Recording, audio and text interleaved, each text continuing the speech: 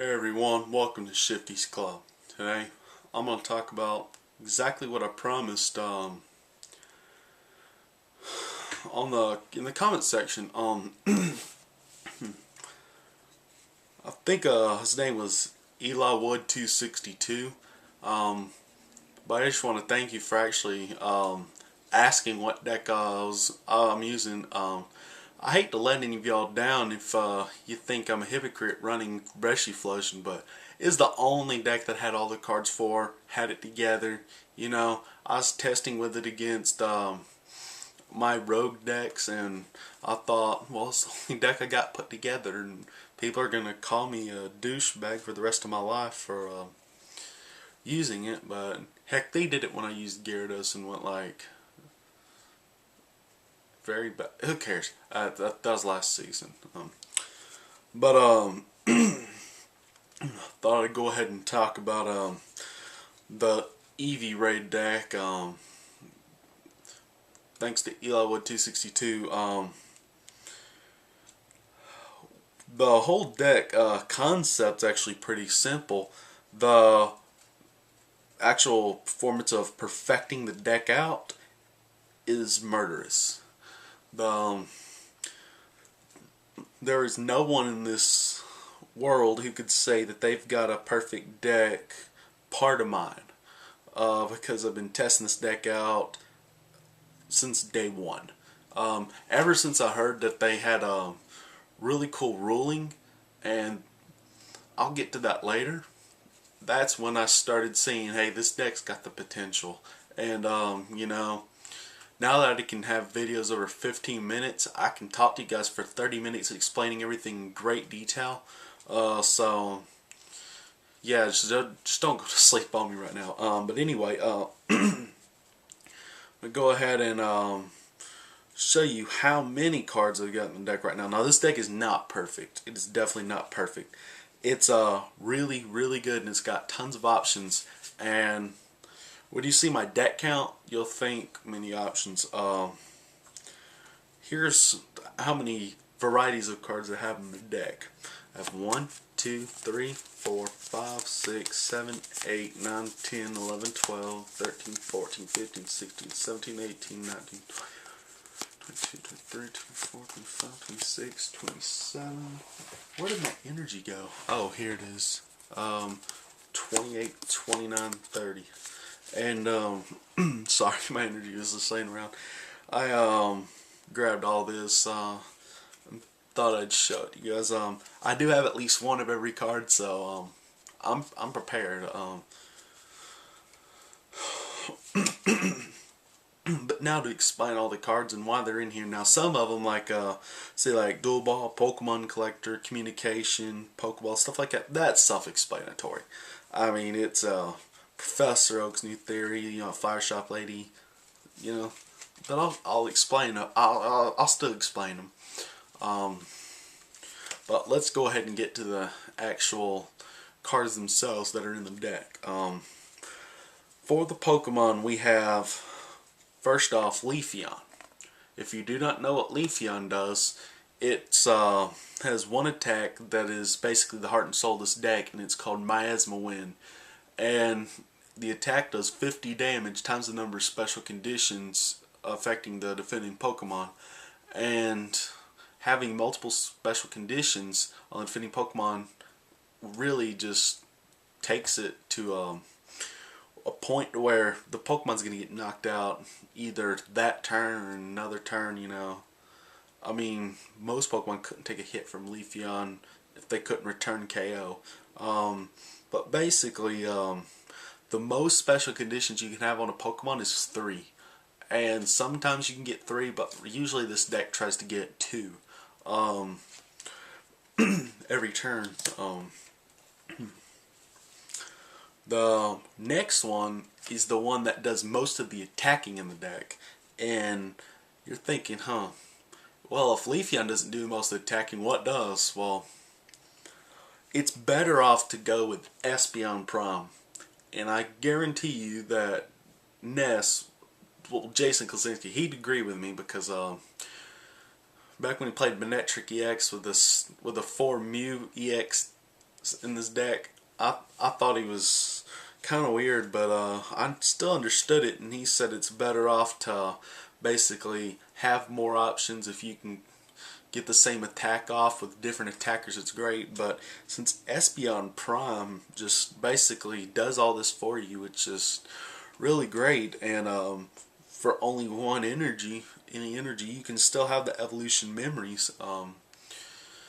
And not only that, you also get the psychic type option, 100 HP instead of 90. The psychic weakness. It's just all around awesome.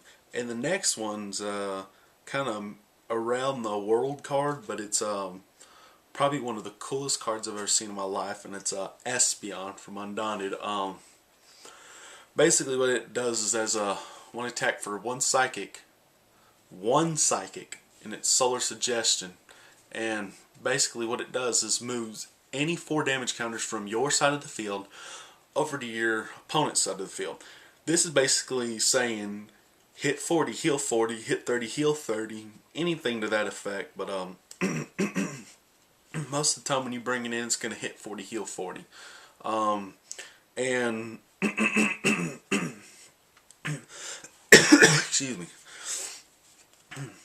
And it's really kind of cool the way it's used, because this is basically one of those Machamp type cards that we had last one. We still got kind of like the Stormfront, now it's the Triumphant, where it can do 40 damage, but now we've got it to where it can heal 40. But the coolest thing is it can do it to any Pokemon. Excuse me, I dropped this card.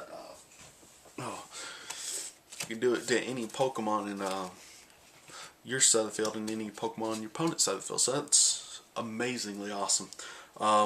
Also, we've got Umbreon from Undaunted, and basically what it does, it's Moonlight Fang. It says during your opponent's next turn, prevent all effects including damage done to Umbreon by attacks from your opponent's Pokemon that has any Pokepowers or Pokebodies. Okay, not only that, not only does it do 30 damage, but also it prevents all effects of attacks, including damage done on round by your opponent's Pokemon, any Pokepowers or Pokebodies. That means Donphan Prime, Yanmega Prime, Magnezone Prime. I mean, basically the only reasonable Pokemon that will really attack you are the Reshiram and Zekrom. That's about it. Which are still fairly popular, but next we got the no, I'm not putting any more Eevee Evolution cards in here. The obvious Eevee, the one with the call for family, and it's basically search your deck for a basic Pokemon, and basically put it on your bench. And this is actually probably one of the best ways to cope with the loss of call energy, and that's why this deck almost never gets donked if it goes first, because the chance of getting Eevee over any other basic Pokemon is actually fairly good. It's you got 4 Eevee in the deck, and you've got basically 6 other basics in the deck, and I kind of like the way it's basically consistent in the flow of the deck, and it helps manage the flow of the deck moreover than it does help the deck set up. It just basically gets that one Roselia out you need, which I'll get to in a second. But enough rambling about that. You guys want to hear about the deck. Next is EeveeRade. It's Pokepower is basically the only thing you ever... Well, let me rephrase that. It's one of the only things you'll ever use. Now, EeveeRade is perfectly amazing with Leafeon. Not only does its energy signal Pokepower help Leafeon with its attack, but also, I'll get to its attack in a second, which also can be beneficial. Its Pokepower is one that I thought the Pokemon Company would outrule, and that's basically why I'd never used it, because It says when you attach a grass energy card or a psychic energy card, and notice I said energy card, grass energy card or psychic energy card, from your hand to EeveeRade during your turn, you may use this power. If you attached a grass energy card, the defending Pokemon is now confused. If you attached a psychic energy card, the defending Pokemon is now poisoned, and this power can't be used to EeveeRade is affected by special conditions, blah blah blah. So you would have never thought that rainbow energy counted as both. Shock me surprised, it is a colorless energy card. When you attach it, it's still a colorless energy card. After attaching it, its effect kicks in because now it's in play. And now that it's in play, it counts as every energy, but only one energy at a time. So not only does it cross off the colorless energy card section, but it's also the one energy at a time. I understand that Pokemon Company kind of made a mistake on that, but hey, it's a mistake that I'm going to live off of. Until they change it, this deck is going to be as broken as possible. So yeah, try not to say anything to the Pokemon Company about it, because you know I like to keep my little strategy, and I'm sure all of you probably want to also. But this is basically a mistake by the Pokemon Company, and I assure you that they didn't read over any rules or facts when they tried to make this ruling. They probably haven't even made a ruling. To be honest, there can't be that many idiots at the Pokemon Company who overlook something like this, because it clearly states grass energy card or psychic energy card, and basically that's a double cross of both the colorless energy card status, and it says when you attach. It doesn't say, the rainbow doesn't say when you attach it counts as this. It says while in play. So when you attach is happening before while it's in play. So Pokemon Company kind of made a mistake, but who the heck cares, you know? Only the people that's playing me, because they really fear me to death. Power Blow, its attack, is probably the best reason why it's the ultimate partner. It's a Power Blow for 1 grass and 1 colorless, does 20 damage times the number of energy attached to EeveeRade. So what do you do with all those energy from Energy Signal? Just attach them and fly away. And obviously the Roselia, not too spiffy, but flip 3 coins for each, heads to 20 damage, who cares really. It's only used as a basic if you want to save your own life, you know what I mean? Or if you want to attempt to donk. The next one's kind of weird, and people kind of question why I do it, but you'll probably understand it once I talk about it. Next one's Houndoom Prime. And basically it's Poke Power Fire Breath. Once your turn, before you take me, flip a coin. If heads, defending Pokemon is now burned. This power can't be used as Houndoom is affected by a special condition, blah blah blah blah blah. Anyway, basically it's just saying that you got that extra chance to put the more damage from Leafeon's attack with Houndoom Prime. Say they got a Magnezone out, you attached a Rainbow to EeveeRade. Now all you have to do is really maybe get lucky on a Houndoom flip. I mean, heck, that's a chance. I mean, what actually does 100 damage to Magnezone for 1 energy in this format? Nothing. Yeah, Mega can't even do 100 for no energy, much less 100 for 1 energy. So that's just another option, and it's only a tech, so it's usually used mainly if EeveeRade keeps getting knocked out or keeps being targeted as a prize. And you know, if they keep taking away all my energy, that's another thing too. So I've seen Loss Remover played a lot against this deck, but I can still fight back with Houndoom Prime, still doing consistent 50, plus that 1 psychic energy that I have, and basically just attach it to EeveeRade if they're using Lost Remover. That's still 100, and I keep you know, using a Super Scoop Up. Most people said Unknown Return would be best. Trust me, I've actually tried it with Unknown Return. I just can't. I just can't do it. It doesn't. It does not float my boat whatsoever.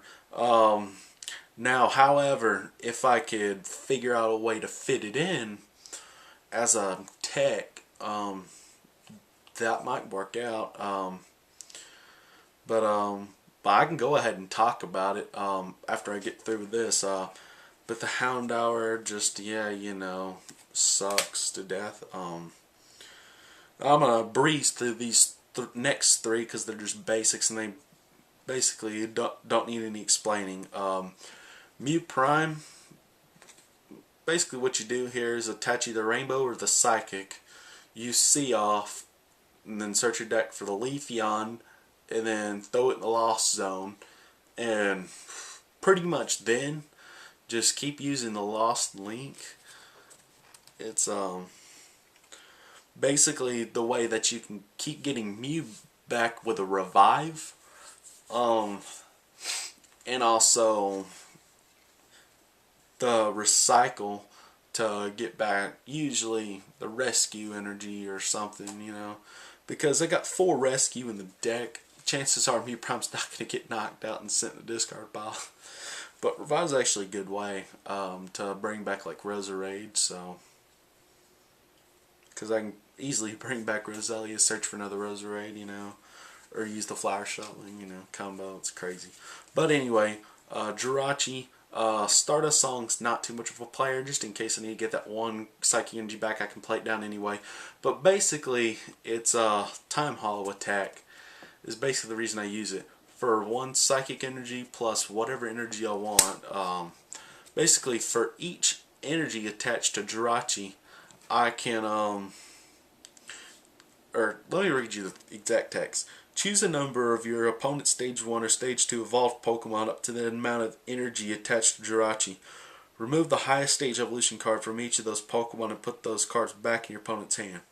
Now, I can't believe that there were people that I've seen online that were saying that, wondering that how many Psychic Energy they could fit in the deck so they could use this attack. And then pretty much I have to explain to them that Jirachi's Time Hollow only requires 1 Psychic and how many ever else of the energy that you want to use. And this next card basically gets you the energy onto Jirachi, and it's Shaman, and use the Celebration Wind and move the energy around any way you like. Its attack energy bloom isn't the best, but you can just remove 3 damage counters from each of your Pokemon that has any energy attached to it, and it's basically just does 30 damage. Not the best in the world, but definitely not the greatest. Yeah, no, that makes no sense. Anyway, we're gonna skip right to the energy, because pretty much that's probably what people want to hear before the Trainer State Porter. I only use 3 different energy in the deck.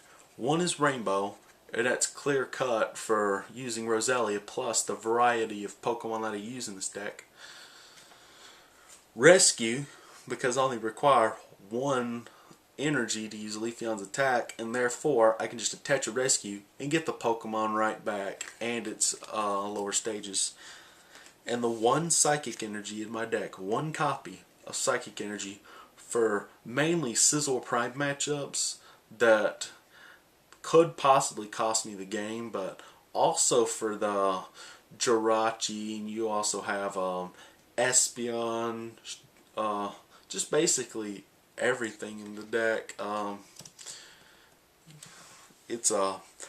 I thought of why I should do it, and just thought it'd be really great. Now, we'll go back to the Pokemon. Now, when I was talking about Unknown Return, I am testing with it. Don't worry. Don't say that you're just trying to keep it from us or trying to. I'm not trying to.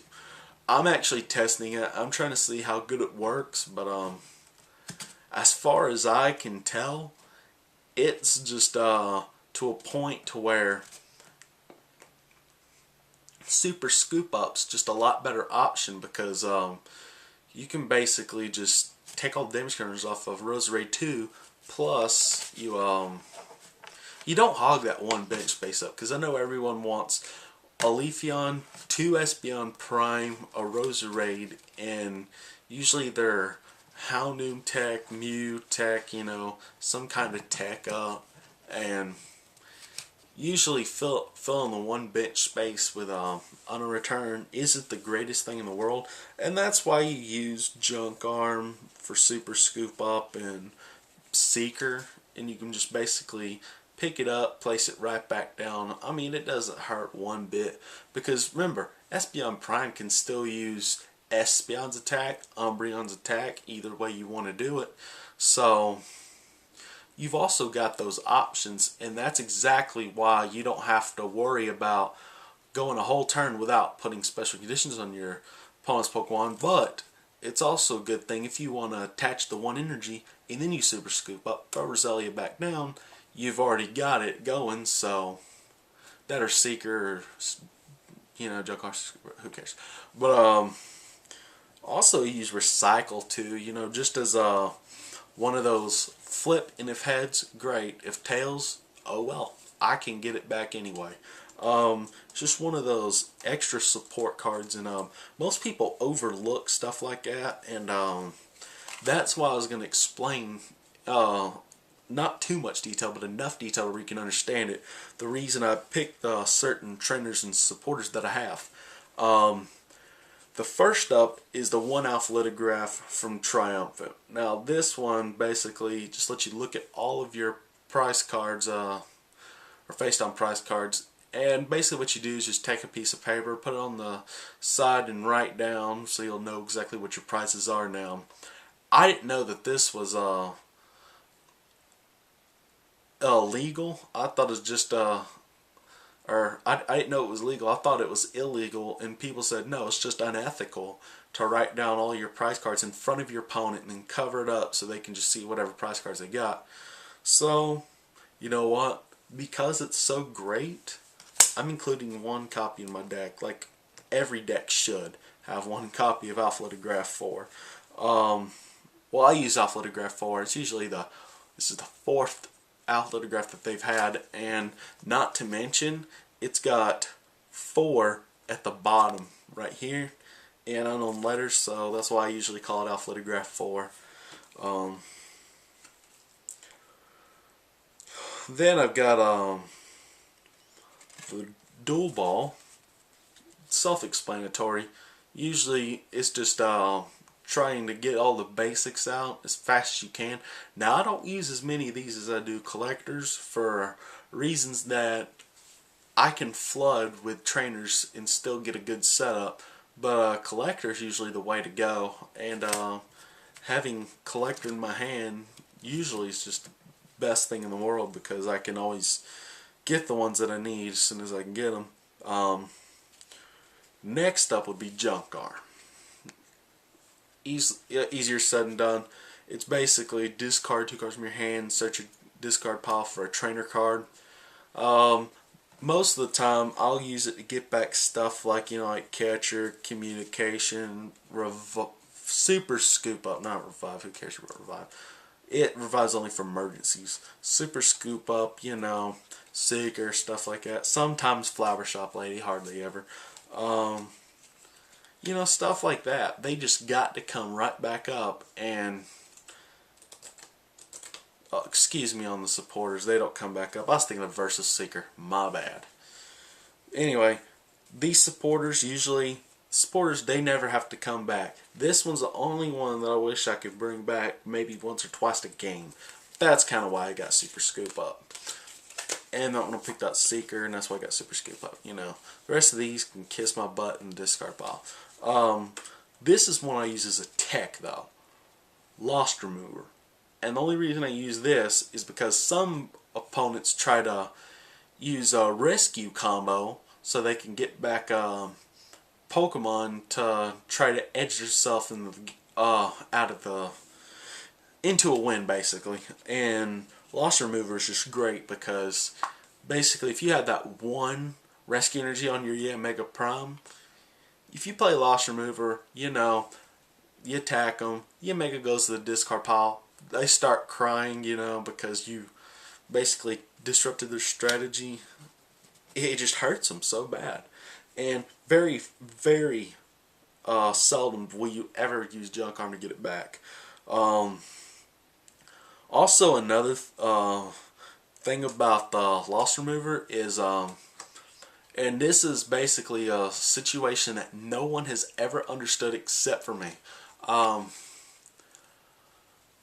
Whenever you're in a situation, and I think about all possible situations, whenever you're in a situation where Mu Prime threatens, such as like a Lost Guard deck, it is so hard to come back once they get so many Pokemon in pile. So when you're taking out Mu Prime after Mu Prime, it is so hard for them to get out of that situation.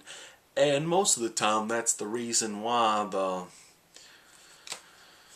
you usually ought to lost to Giga Prime, Mu Prime, if you can escape them fast enough, I should say. See, I'm doing this unedited, so it's kind of hard. But trust me, I know what I'm talking about.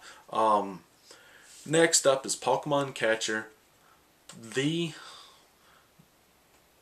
It's basically the card of the format. If you don't have Catcher in your deck, go yourself. You know what I mean.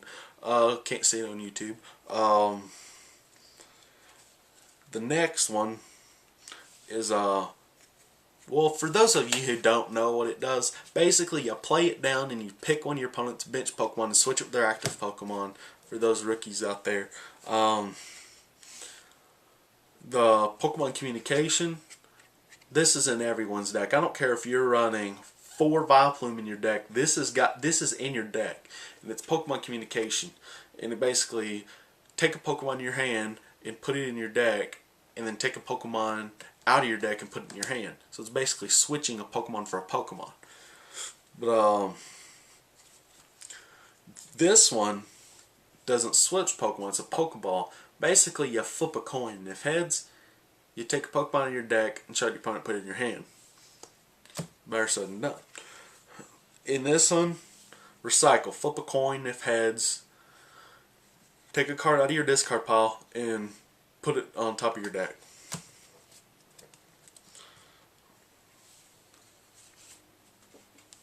Revive. Basically, just put a basic Pokemon from your discard pile into your bench. It's usually for situations where you have Eevee, like say Espeon probably gets knocked out, because you only have 4 Eevee in the deck, but you have so many other Eevee evolution cards. You can possibly go through every evolution card and still be able to get the revive out for Eevee, but usually it's only for Mu Prime. Sometimes Roselia. Super Scoop Up, flip a coin if heads, take one of your Pokemon off in play, and pull it back to your hand and all cards attached to it. And this is primarily used for EeveeRade to get it out of trouble, you know, because if there's any damage counters whatsoever, I like to get them off too. So I'm not a big fan of Unknown, but trying it, it's okay, but it's not worth putting in the deck so far. But I am still testing it, so don't worry about that. Now to the supporters. Yeah, this supporter line seems crappy, but it's not that bad. I'll just never have to get them back because I basically flood the ones I have in my deck. The first one's one that probably everyone's gonna want to laugh at me about, and it's Charon. Draw 3 cards. Okay, so what does this do? Basically, when you have EeveeRade and you're using a Super Scoop Up or a Seeker, you don't want to use like a Professor Oak's New Theory at that time, and you definitely don't want to use Professor Juniper in the deck, period. When you're pulling back Rainbow Energy into your hand and reattaching them to EeveeRade, you don't want to put them in the discard pile, shove them back in your deck, where you have to re-dig them out. So basically, Chair is just one of those options where you just draw the cards. and most people don't understand uses for it. Well, there's a solution. If you have something in your deck that you have to keep in your hand, and it's in your hand, you have to keep it in your hand, use a chariot. Sometimes engineer's adjustments will work, but not unless you're using like Reshifusion or something like that. Next is the one flower shop lady I have in the deck. Because we don't have Super Rod yet from we don't have Super Rod from Noble Victories, which is supposed to be coming out. So basically what it does is search from discard pile for 3 Pokemon and 3 basic energy and shuffle them back into the deck after you show your Pokemon. Pokemon Collector. Every deck has Pokemon Collector. There's no doubt about it. I don't care what deck you have, you must have Collector in your deck in order to win a tournament. And it's basically search your deck for 3 basic Pokemon, show them to your opponent, put in your... Of course you don't have to get 3 Pokemon, even though everyone always gets 3.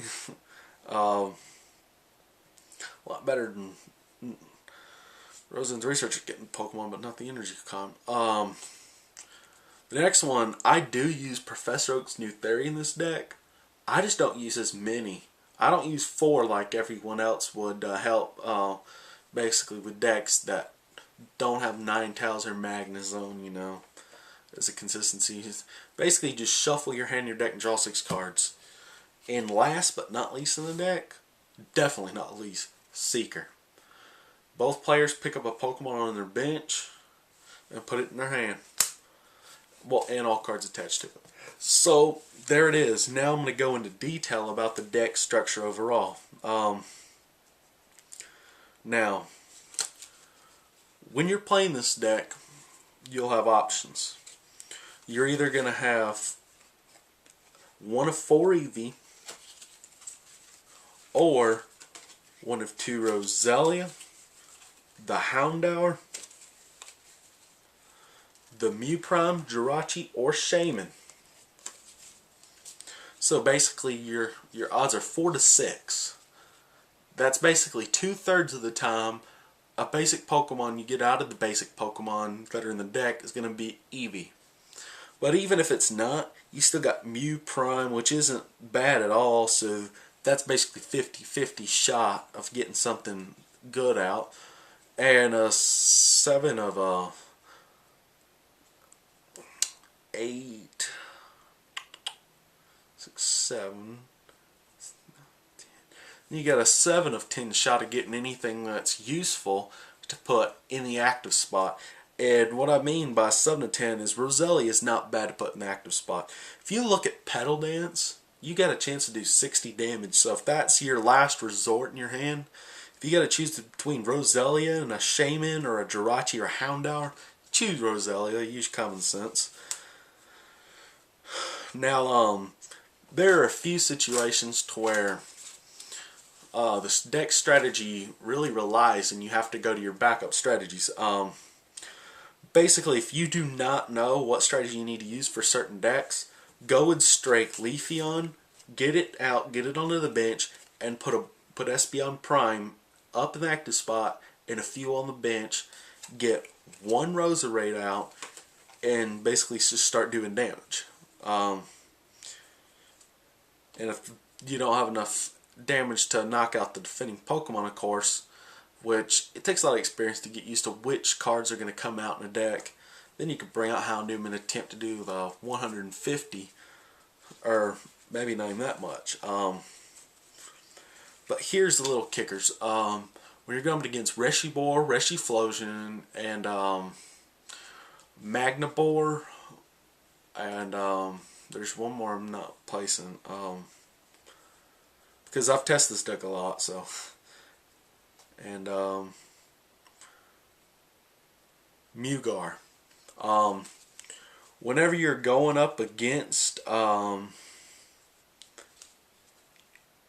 any one of these decks, you're not going to put Leafeon in the active spot. Now, for all those Imbor variant decks or Typhlosion variant decks, you want to have a Leafeon on the bench, but you also want to get out an Espeon Prime as your attacker. Now when I said about Lost Scar, if you're ever playing Lost Scar, you need to find your Mew Prime as fast as you can and get it up, because you're going to run the mirror against them and you're going to win. Because what you're going to do is you're going to pull all their Pokemon like their Gengar Prime. Say they lost zone their Gengar Prime. Next turn you bring up a Mew, attach the energy. Now you can use the Lost Link on their Gengar Prime. Now what you want to do is try to get all of your Pokemon either out in the field or back into the deck, into the discard pile. It doesn't matter. You've got Junk Arm to try to get them into. You've also got Lost Remover to get rid of all that crap. And Lost Scar is probably the hardest deck to tackle, but this uses the one Mew Prime for solely that purpose, but it also can function a few different ways. You've also got Yamega variants. Yamega is probably the most impossible deck to beat if you don't know what you're doing. And that's where Umbreon comes into play. Umbreon's Moonlight Fang slowly but surely prevents Yamega from doing anything against you. Now, here's the kicker. If you have any binged Pokemon, all you have to do is play catcher. But what if you only have Umbreon and Espeon Primes in play? Good luck, Yamega. You're not getting out of that one. Same thing if you were to Lost Zone Umbreon and you have Mew Prime. Heck, you got no worries then. Now against anything such as like Donphan variants, Magnezone variants, and sometimes Kingdra, usually not too much of a threat, you'll end up trying to pull Houndoom Prime, the one you have in your deck, since it's only a 1/1 tech. You'll try to get it out, set it on the bench, and attempt to do a one-hit KO with a Leafeon or Espeon Prime, of course. And when you get some of these decks, such as like Magnezone, Kingdra, they use Rare Candy a lot, and because you run Rainbow and the one Psychic, of course, and even Rescue, you're having at least Psychic energy in the deck. So therefore, you can still use Jirachi. So no matter what, you've always got a way to take all those Stage 2 Pokemon and bring them back down. Rare Candies in the discard pile. Now they got to rework their strategy. And most of the time your opponent cannot come back once they've got like a Rare Candy Pokemon. It's almost impossible for them to re-Rare Candy up, because now they've got to either find the Junk Arms in their deck, which they probably already used. It's just a great late game card, because if they cannot get those Stage 2 Pokemon out, they're screwed. They're finished. There's no way to get away from that. Same thing with Shaman for getting those energy onto it. And basically, I just covered every deck in the metagame. And while this deck is seemingly stronger than my meta game deck, which is Muck Metagross, yeah, I know, haha. The deck is so amazing, it's not even funny. It's just one of those decks that if you don't donk, I'm just going to tear you apart with my exact list. And I'll go ahead and give you the exact energy line. It's basically a 4-3-1, or let me just phrase that, 3-4-1. It's basically, you're not going to use 4 Rainbow Energy in the entire. It's not going to happen. You're gonna tear your opponent up. There's no use in having 4 Rainbow Energy in the deck. It's basically a thing where you Super Scoop up or Seeker, get those Rainbow Energy back in your hand, throw Roselia down, get Raid, get the Rainbows next turn, that sort of thing. The one Alf, the one Lost Remover, you know, the one Flower Shop Lady. Those are just like techs in the deck, and that's the reason, and I think I already gave the reasons why I use them. Because, you know, if there's something in your prize pile and and there's something you need to know which card is the one you need so you can get it out as fast as possible. Now, when it comes to cards that no one really would understand, like Revive and Pokeball, some people don't even understand Lost Remover in this deck. Now, Charon's also on the list too, kinda. But I think I kind of already explained it, but I'm going to go ahead and re-explain it. I mean, some people don't even understand Revive. I mean, I explained Lost Remover. It's basically one of those ideas where if your opponent uses the rescue energy threat to make sure that they can bring back their Pokemon for a turn KO, or possibly just seal a win, throw the Lost Remover down and take it out, because it's the one option you have in your deck, and you definitely don't want to lose because your opponent throws rescue energy down. And Pokeball's kind of weird to people because it's a flip, same thing with Recycle, and people understand Super Scoop Up even though it's a flip. Well, I'm just saying, you flip, if heads, get a Pokemon. You flip, if heads, get a card out of your discard pile and put it on top of your deck. And Revive, I think I said enough to explain that. It's for Eevee most of the time. Sometimes Roselia, maybe sometimes Mew, hardly ever anything else. And last but not least, the Charon, I'm going to go into more detail because no one really understands that. But I think I should have already said it. If you've got cards like Rainbow Energy stacked in your hand, you got to keep them in your hand or else you're going to lose. So therefore, you don't need to be shuffled and drawing with Judge, Copycat, Pont, PJ. You don't need to be doing stuff like that. You need to have Charon just draw straight up. And Cheerleader's Chair might help some, but the only reason I use Professor Oak's new theory is early game to reset my hand size after using like Pokemon Collector, Dual Ball. After I got all Pokemon, I can just basically set up with it and then use Charon's later to basically just fly. So there's my EeveeRade deck for you, Eliwood 262, plus everyone else out there who just wanted to know how to completely dominate the entire format. If you practice it at least, maybe, how many times do I do it? 20, maybe 50 times a day. Not online in the real online game, but like Apprentice or Red Shark. Basically, people still do that, trust me.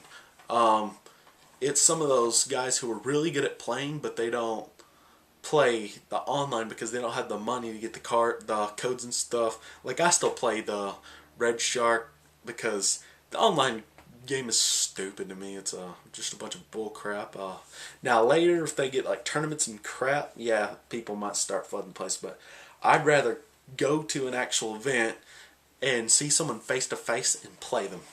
That way, they will be eating a snack in front of the computer and taking 5 minutes to figure out if they want to put a Roselia up front or if they want to put another Roselia. It's so stupid. They're just saying, I'm trying to decide between my two bench Pokemon. It's just so crazy, and that's why I don't really like it. But again, this deck is just completely amazing. Now, I will admit I have played the trading card game online just to see what it is and how it runs, and I hate it with all my guts. And the reason why is because it's just not for me.